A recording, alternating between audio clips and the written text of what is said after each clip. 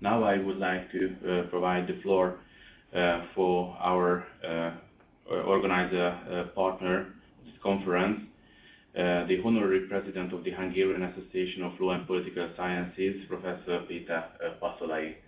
Professor, the screen is yours. Thank you indeed. And dear State Secretary, dear professors, colleagues, participants of the conference. Unfortunately, we cannot sit in the same conference room. We are spread all around Europe, myself in Strasbourg, but nevertheless, allow me to welcome you to today's international conference on the topic of interpreting fundamental rights on behalf of the Hungarian Law and Political Science Society. Please allow me to very shortly present this association. The Hungarian Law and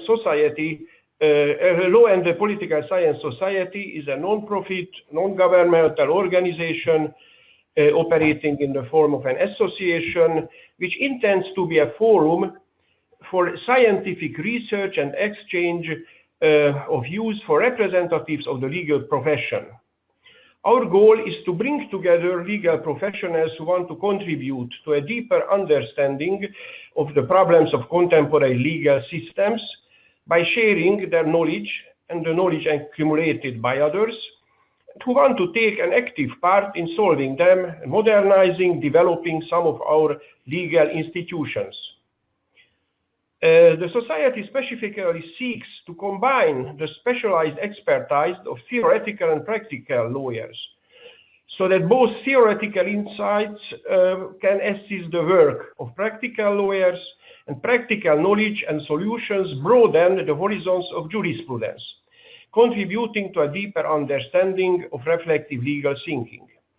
In this regard, we consider extremely important that in addition to more experienced lawyers that we have, also young people, young lawyers should participate in the work of our society, who can not only learn from their older colleagues, but also contribute to the common opportunities, the common discussion with their specific, useful, innovative thinking.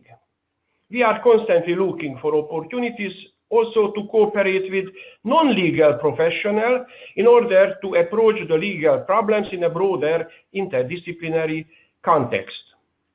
The Society has special divisions, as for example, for legal philosophy, criminal sciences, internet security, and law and literature studies. But the most well-known activity, I suppose, of the Society is the publishing of an online law journal with the Latin title of De Jurisprudentia et Jure Publico, Journal of Law and Political Science, which is a real forum for, first of all, for young professionals, young legal scholars. As regards the subject of the present conference, I don't want to enter into the substance. We had already nice thoughts about the importance of human rights.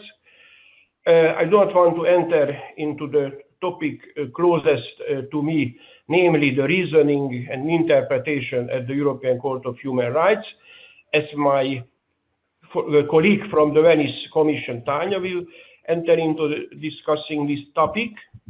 But as a former president of the Hungarian Constitutional Court, and now a judge sitting on the European Court of Human Rights, I can prove the importance of interpretation and reasoning in human rights adjudication. Instead of entering into the discussion, just let me warm us up for the discussion with two quotations. The eternal dilemma of judicial activism or self-restraint has to be answered by all courts and by the individual judges too. As a former judge of the European Court of Human Rights, Paul Mahoney wrote, I quote, "As far as the European Convention of Human Rights is concerned, the dilemma of activism versus restraint is more apparent than real, in that activism and restraint are complementary components of the methodology of judicial review in the very nature of the Convention, intended to secure effective protection of human rights and fundamental freedoms." end quote. Or, from another continent, the United States Supreme Court Justice Scalia put in his peculiar style that the truth about whether judges are making law or simply apply the law, I quote, "It was a knowledge that the wise already possessed, and the foolish could not be trusted with," unquote. According to him, the confusion with interpretation is caused by the desire for freedom from the text, which enables judges to do what they want. So I am looking forward with great interest to the answers constructed by the different constitutional courts, by the different speakers, and I am again very grateful to the organizers and the participants of this conference. Thank you very much.